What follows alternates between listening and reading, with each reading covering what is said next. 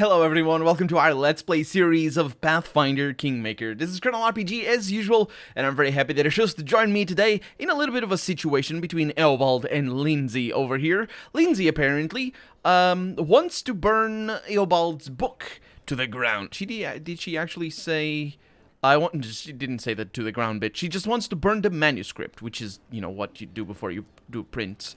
You have to have it written by hand, which is what manuscript means. And she wants to burn it, but what Eobald wrote about is the bad things that, and only the bad things, that the tyrant did. And he's trying to use it as ammunition to make sure that Irovati is the tyrant that we're talking about here, comes down. Now, we don't like Irovati, do we? No, we don't. And because of that, we're going to choose the sixth option over here. Eobald is right. The academy is too valuable an asset to just throw away. And once we deal with Irovati, it will be ours to run as we see fit.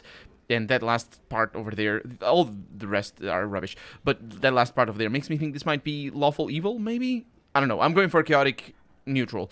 Or chaotic good, actually. This would be at least my intentions. The action itself is just chaotic neutral. But I fully expect the game not to see it that way. Let's find out. You're looking at it from the point of view of a ruler, says Lindsay. No. I mean, maybe. A non-ruler could say this. Especially, I'm not gonna be running the academy, so not really. Anyway, because I don't want to. Somebody else will. Anyway, I don't understand that stuff at all, she says. But if you say saving the academy is important, maybe it really is. Fine, teacher, we'll finish the book as you planned it, but promise me you'll at least tell me the truth without omissions. If a bard's calling requires knowing the truth and keeping silent about it, then I at least want to carry this burden with you. Thank you, Lindsay. I promise you'll know everything. We'll make the academy better. You'll see. Yeah, all those length of the individual hairs in people's heads. She's gonna know all of it. That's a reference to my previous episode. I don't mean it as an actual criticism of her stance in here. That is a little bit of a... I'm not sure if this is character growth so much as just her reaction to my choices and she going along with it, which is, I suppose, is good. We'll see. And you... She turns to Alondi. Pack and leave. No, don't say a single word. I have no interest in your excuses or apologies. I just never want to see you again. And this is not an end dialogue, which means... don't say a single word is going to turn into a paragraph of about this size. Oh, he didn't. Alondi shuts his mouth, swallowing his response before it started. With a single nod, he leaves without saying a word. I am vindicated. Although I was wrong, but still, that's the beauty of betting against myself. I am vindicated, or I am right. Octavia is over here, Octavia. Remember those books from Maestro Janos' study? We'd hoped to find something about our past in them. Well, we did, says Rigongar, and I'm kind of sorry we looked. We actually found something, but it's a sensitive conversation, says Octavia. We'll wait for you in the palace garden, near the viewing point. Wait, what? What is a viewing point? Also, palace garden? We don't have that, do we? And now for the third encounter, because we have 3. It's Tristan. Tristan remains silent for a long time. When he finally opens his mouth, his voice is hoarse and tired. I won't take much of your time, Gilladel. I've been meaning to ask you about something. This might seem stupid, or arrogant, or just insolent. He stumbles and catches his breath. I want to talk to you. I think you know what it's about. It's what I have done, and what I haven't done. The priest lowers his head and grows quiet. But let's speak in private, far from curious ears. I will be at the viewing point in the palace garden. I am losing all of my team. Everybody's disappearing from existence, because they're all going to a place that I don't know where it is, so I'm never going to see them again. Also, that's not going to be far from curious ears, because Octavia is going to be there. Please come as soon as you can. I will. Oh, he's back. I think it's him. No matter what curses the denizens of the first world cast upon you, no matter what cruel tactics they use, you repel them all with valor. Bravo, your highness. Accept this humble gift as a sign of gratitude from your subjects. 18,000 gold. Thank you for giving me that after I go to the place where I have to spend it all. Which means, again, I won't have it next time, because we will get to the 5,000 build points that I want. Because I just want to have them. Lindsay chuckles carelessly. Whatever Nerissa has planned, I'm sure we can handle it. Each of her attacks is stronger than the last, but we're getting stronger too. Nah, we're not really. I had to lower the difficulty there. Tristan's whisper is barely audible. In any case, it won't be long, he says. Can we use the portal on the bald hilltop to get to the first world and battle Nerissa? Alas, not yet. The passage between worlds is not reliable. We can't be sure of where it will take us, or if it will activate at all. Such is the nature of unstable first world portals. Such a portal is unreliable even for the denizens of the first world, says Tristan. We only see a small portion of the hordes that Nerissa sends through the portal to attack us. Nerissa doesn't care what happens to the countless who go missing. However, with each attack, the portal becomes more and more stable. I would imagine that soon the passage will become a steady bridge between Golarion and the First World. We only need to wait for that moment to attack. Why do you think the attacks keep getting more dangerous? I think Nerissa has been playing with us. If she attacked at full strength a few years ago, when the barony of Gondolin was still in the cradle, we couldn't possibly have endured. I bet she still needed to keep us alive for something, but now that we have lost our usefulness, she has decided to finish us off. The storyteller says, I have a different theory. Yes, probably the likeliest of theories is that she couldn't attack us on her full strength for whatever reason. Because if she did, the storyline wouldn't be here. We wouldn't be playing this game, is what I mean. Can you imagine having this full-on, just enormous, old-school role-playing game, and then basically the first boss kills you, and that's it? This curse from the bald hilltop is an unstoppable portal, a bridge between Golarion and the First World, and the more it is used, the more firmly anchored it becomes, which allows Nerissa to send through more and more powerful armies, which is what you had said before, and also what I said. I think both of you are right, says Tristan. No, I mean, maybe, I suppose, but it's this is only a guess. Lindsay's guess is only a guess that an in-game character could make. For us players, we know the truth.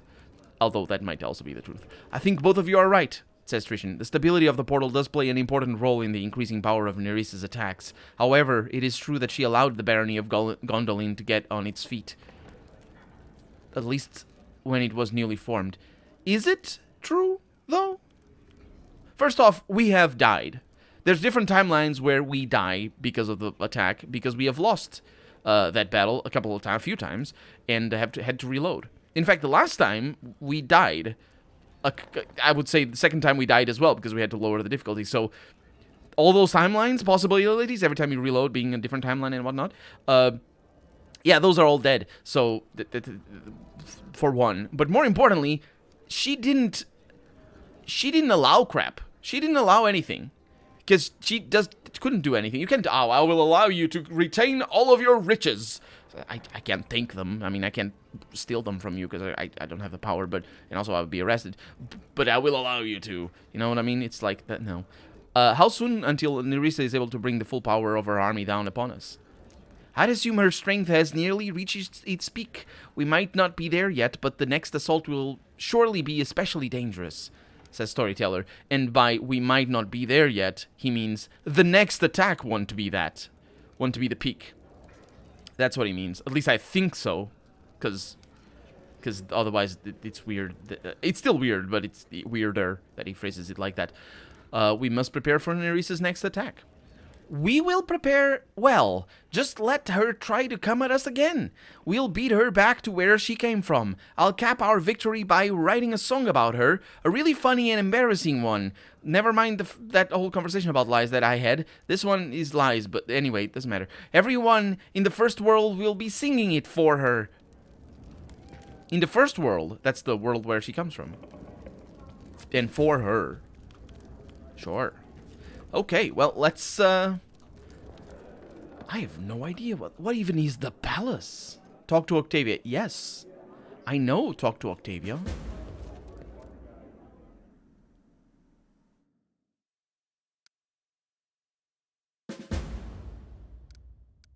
What? Just... Is she even here? She is here. So it must be in here. Or is it... Like, I didn't know if it was in the world map. Because if it is in the world map, it's weird that we can take her in the party to talk to her at our destination. But, I mean, you can abstract enough from that, but... we're getting a lot of the drums. Tristan is over there.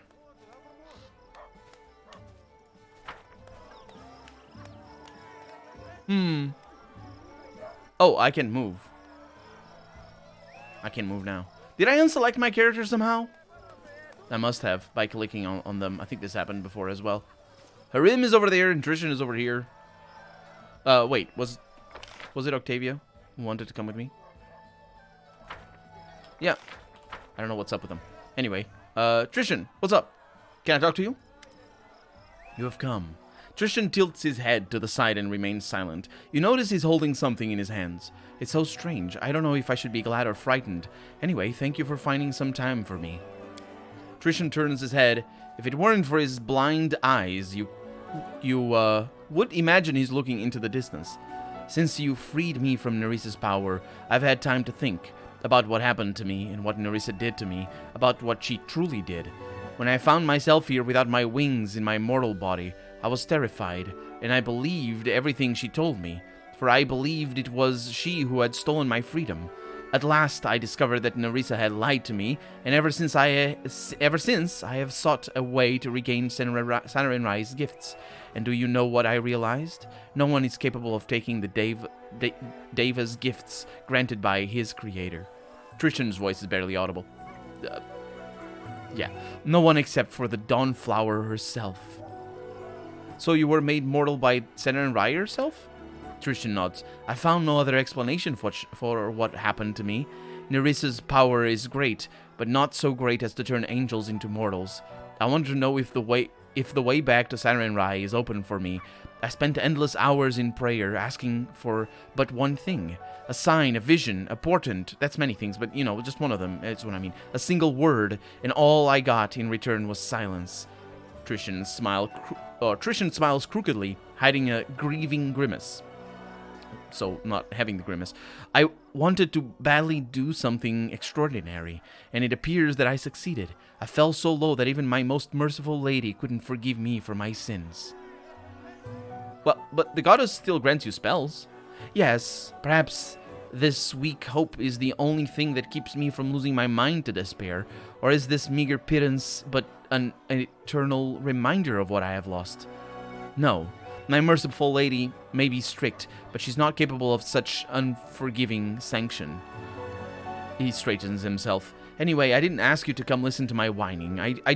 He's not necessarily whining, but anyway. I do not wish that my mortal deeds will end at deception and betrayal. It has cost me so much.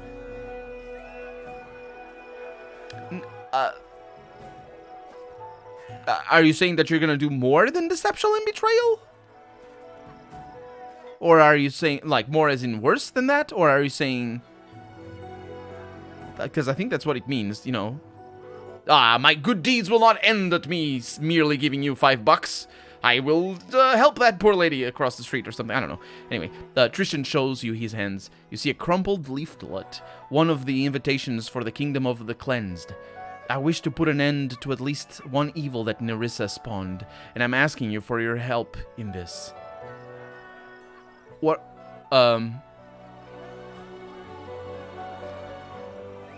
What are you going to do when you find the kingdom and the first faithful?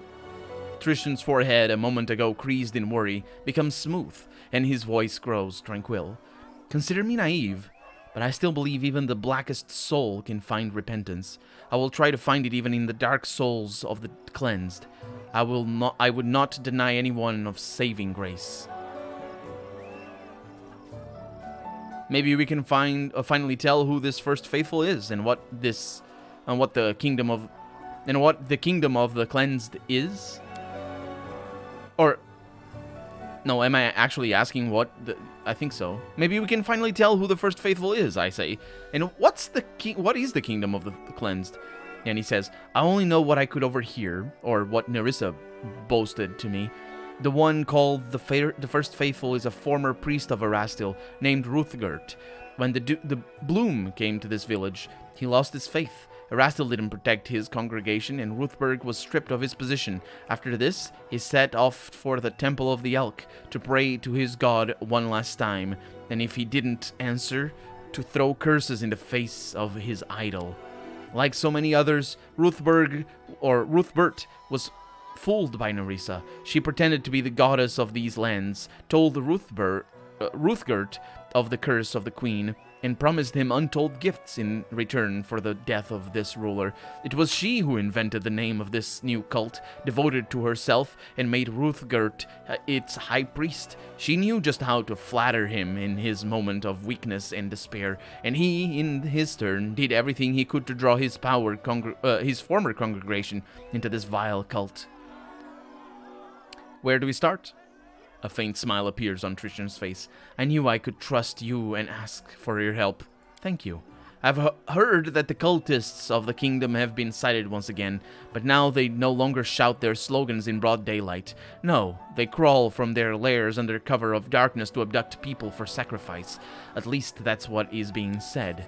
We should return to their temple without walls, where they once held their rituals. Of course, the first faithful is not so foolish as to return to the scene of his crimes, but perhaps another one of the cleansed has visited this meeting place, held rituals, remembered the past, gods know what else.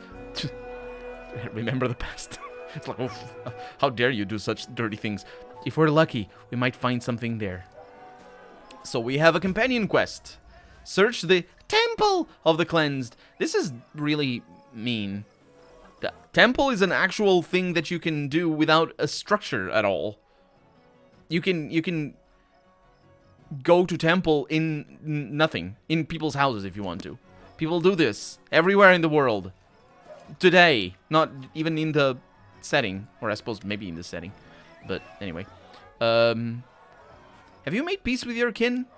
Have I made peace? Made peace, Harim says his word, or this word, slowly, as if trying to taste it. There was war in my heart, and now it is serene. That is true. But can I call it peace? I think not. More like neutrality. I no longer torment my... That's what peace is. Well, order. That's what order is, I suppose. That's certainly what making peace is. It's a truce. So it is the lack of... the absence of struggle. Anyway, I no longer torment myself thinking about them in Torag, although the wounds they left continue to ache, but now it simply doesn't matter. I used to think Torag's followers were shallow, that they couldn't even imagine there was anything in the world besides their beloved god and their home mountain. Now I know that I used to be just as shallow. Torag, Grotas, beginning of time, end of time, all these are only parts of a larger picture. A picture so vast that just thinking about it makes my head spin. But for a moment I saw it, Gilladel. What can ridiculous resentments mean after that? Is that what passes for character growth for you, Harim? Because excuse me, because I didn't get that on your big apotheosis thingy. Not apotheosis, in your big, like, dialogue. But I suppose his character growth is realizing that he's annoying. Fair, I suppose. Hey, Octavia. And the other one. Octavia. Octavia pensively fiddles with a small metal trinket while she waits. It takes her a moment to notice you as you approach. Oh, hi. It seems we haven't been properly introduced. Allow me, Octavia Della Fiorni, heir to a noble title, a family manor, even a coat of arms with a motto. Wait, what the heck? Who is she talking about? Or to? With a sad smile, Octavia shows you the trinket she was playing with. It's a fibula, which I think I know what it is. A fibula is a strap. Yeah, I think it is a strap. It might belong to a bigger, well, definitely belongs to a bigger piece, although you can have just individual fibulas. It's a strap, and the little the little thing made out of metal at the top, or the the end of the strap, much like our modern day belts. That's basically the same. Well, I think there's different. There's not quite the same. I don't remember. I've seen a few of them as archaeological spoils, and they are actually relatively common in Roman. I'm talking real life here. Roman settlements and stuff like that, because the Romans used a bunch of them. And fibula is a Roman word, by the way. So if it is used to denote something that is not of Roman origin, it isn't a fibula, because it's not how words work. They have different things. It's a fibula decorated with a coat of arms, a butterfly, and an arrow. At the bottom, you see the motto: "Serve solely my conscience." So you're from a noble family? I could hardly believe it myself, but there's no doubt I'm the missing daughter of Marchioness della Fiorni. Missing, that's what they're calling it. Well, considering that you just found out right now, I suppose missing is the appropriate word. Or rather, quote, missing, unquote. How did you discover all this? It took a lot of work after going through Janusz's ledgers. Not only did we find information about our purchase, we found a wealth of other data as well. Connections, suppliers, meeting places, but tracking it all down ourselves would have required crossing half of the river kingdoms in all of Numeria, and we couldn't abandon you. So we did the boring but practical thing, like kings or their entourage might do. We hired a team of sleuths not youths, sleuths, I actually don't know what sleuths mean, but it just reminds me of the word youths, and it would have been fun to be like a team of youths to follow the trail. And they found everything, who bought us, who we had been sold to, and where we are from. Finding my family was relatively easy. The Marchioness was already looking for me herself. They just needed to put a few pieces together to realize I was the missing heir of the Della Fiorni family. On the other hand, Reg's tribe had to be found with a looking glass, but it's no matter. We certainly paid them well for their trouble. Do you know where to find your family? There isn't one, really? One family? Or there's, what? There isn't one where, really. The Della Fiorni family was waning before I was... Oh, there isn't one family?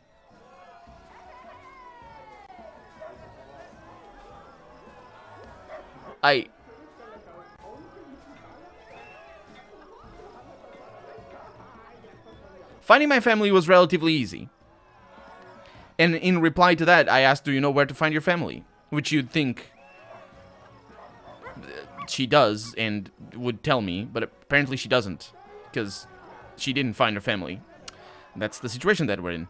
She says, the Della Fiorni family was waning before I was born. My mother's the last one. She's living in Pitax in a small town house. I'm going to pay her a visit, and I'd like you to accompany me. As you wish, Your Excellency. It would be an honor to serve you on this excursion. I'm not going to say that, mostly because... What? Fine, I'll travel with you. With you to Della Fiorni Manor. Thank you, it means a lot to me. Regongar? Regongar stands beneath a tree, gloomily looking down at on the city below. Ah, there you are. Well, we found my tribe. Now we just have to go have ourselves a friendly chat. The half-orc clenches his fist. So who's your tribe? The sewer rats. Wait, no, that's not it. The crab lice. The threadbare moles. Man, I just can't seem to remember. Oh, right, the dung pigs. Fine. It's not that. It's the sharp fangs. They call themselves that for good reason. They have kids with orcs to strengthen their blood. Not bad, huh? They breed themselves like pedigree cattle. Yeah, I know your junk. Regongar. So I've really been sold twice. First by my orc sow of a mother. Yeah, I know your junk. Who took some gold to push me and my brother out, never to see us again. Then my father who chose which of us to keep and which to sell to the slavers. Treated like an animal my whole life. I'm sure I'm not barking on all fours. I'm surprised I'm not barking on all fours, he says. You don't bark, though. You go straight for the throat. Everyone who helped make you an animal will regret it bitterly. A cruel smile plays across Ragongar's face. That's for sure. Right, that scum will get what they deserve. How did you end up figuring it all out? Oh, that's another story entirely. We looked through Janish's books for a while, found where he bought us, from who helped him, but got all we could from them. But checking up on the information would have meant traveling. Oh yeah, I've heard of this. It's all fine. All right, let's go meet your tribe. Oh, what? Oh, there it is. That's the quest update. Meet Ragongar's tribe. We're going to have a very different team with us. We're going to need to lower that difficulty, aren't we? Unless, of course, they don't throw combat at us, which they shouldn't, because of the limitations of a six-member party. That it's weird. It's weird. We are not going to do it right now. What we are going to do, though, is we are going to buy things eventually. Can I activate? I need to activate this. Did I activate it? I did. Zarsi! Show me your good... No, actually, it's not you. I don't know if they all sell. Hasuf, that's the one. Hey, what's up? Show me what you have. Offer. Good. And what I need is to sort by price. Because I still haven't figured what... where this thing shows up if I don't do it like that. And spend 31, that's 400? Somewhere around 400, I think. Yep. My quick math is great. Good, good, good. Perfect. It's a deal. 22 gold is all I have to my name. And I'm happy for that. 404. That's... I don't think that's enough to get back to the 4,000 of the build points that we had. But maybe it is. I don't know. Hopefully it is, actually. I think I spent like 250 on one, but I was already 100 down. But maybe I was 100 up. Or maybe I really didn't spend that much more after those 250. Yeah, I was already 100 up. That's pretty good. That's good. Octavia and Ragongar want to talk to you. No, they not anymore. They don't. Trishan has some news again, and visitor waits in the castle. Not anymore. Great stuff. Now we have things to do, and things are actually lining up quite well in regards to who's gonna be done with stuff and all that sort of stuff. We don't have curses. We could strengthen people's things, but we're not gonna do that because none of these actually matter. We have economy, but we can't do anything. We have some ranks, which is good because we're gonna do them for a priest. It's up to rank 4, which is not too shabby. And espionage as well. Let's focus on things. Let's go ahead and do that. And we're gonna... Yep, that's what we're gonna do. Hopefully it's 7 days. It is 7 days. I don't know if I'm gonna succeed at the things that I thought that I put in there, because I don't remember if I had anything like super difficult to make. But we have succeeded at advancing our divine rank to 5, which is always good. It sounds good anyway. Population census over here. Sirius went in there, and the population census was a success. Not a single cheater is... Cheater? That's not... What the heck is a census then? Oh, it's for tax evasion. Right, that's why. Okay. Not a single cheater escaped the attention of the census takers and pen pushers from Druma. And we got a bunch of stats, which is nice. But not a triumph. Maybe it is impossible to get a triumph on a census.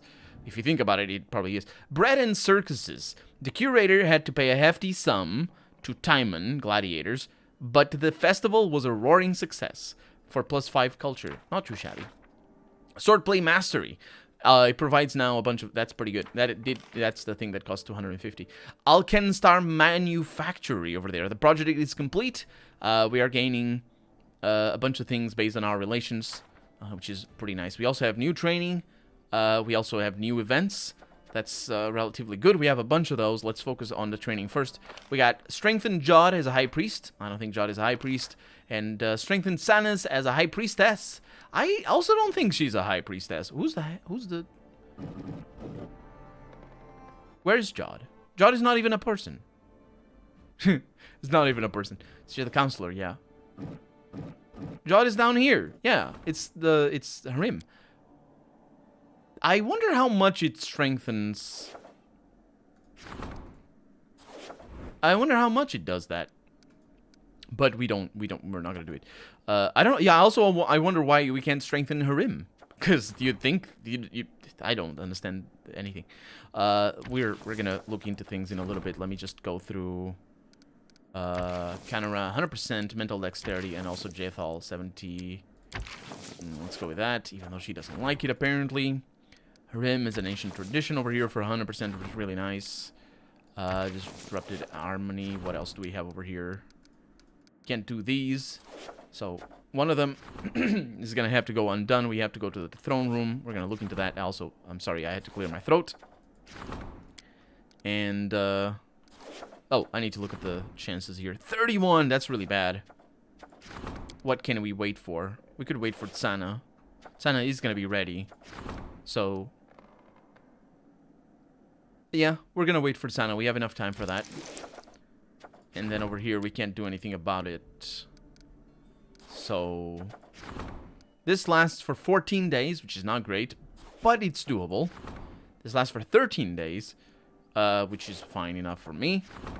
And then let's go to the throne room and see who wants to meet me. Everybody wants to meet me, but, you know, in this occasion. It's a Rim. Oh, yeah, because of the divine. A number of innocents require your protection, Gilladel. After suffering much bloodshed in the name of Erastil, our peasants have begun casting a suspicious eye on followers of other religions as well. The more inscrutable the more inscrutable the faith, the more unpredictable and dangerous the cult seems. There have been it seems like the common denominator here is the followers of Erastil, by the way. It's just we should probably just, you know, arrest them all or something. The more inscrutable the faith, yeah. There have been clashes with a small coven of silentiaries whose sin is very minor indeed. They believe that speech is dangerous, fearing it leads to madness.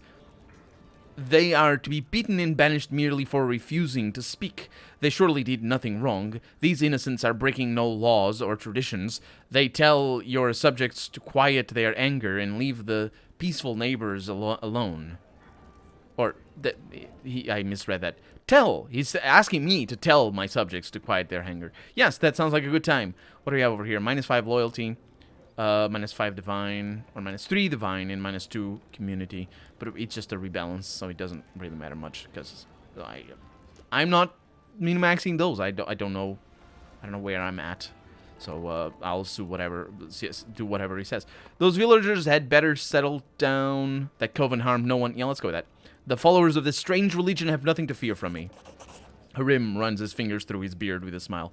Leave the coven be, and let the... Yeah, he did a thing that... Oh, it's reduced loyalty. Okay. Leave the coven be, and let the peasants learn to stop being so arrogant. It is good to have a place in this world where the weak and the few in number can find refuge and live in peace. They can't if they are bad. As in, like, the actual bad, not the evil of the setting. Gilladel, 7 Archers is trying to exact revenge for our refusal to aid in the Novoboro conflict. Not only have they cut off food supplies, their wandering druids hired to fight this crisis are instead spoiling our crops further. Faced with the risk of starvation, our people are panicking and fighting for food in the markets. They must be resolved. Yes, what's the word? Rationing. Immediately. Also, let's kill them all. The 7 Archers people, the Novoboro thingy. We must take urgent measures. Sending the general's army to 7 Archers would be effective, but cruel to local farmers.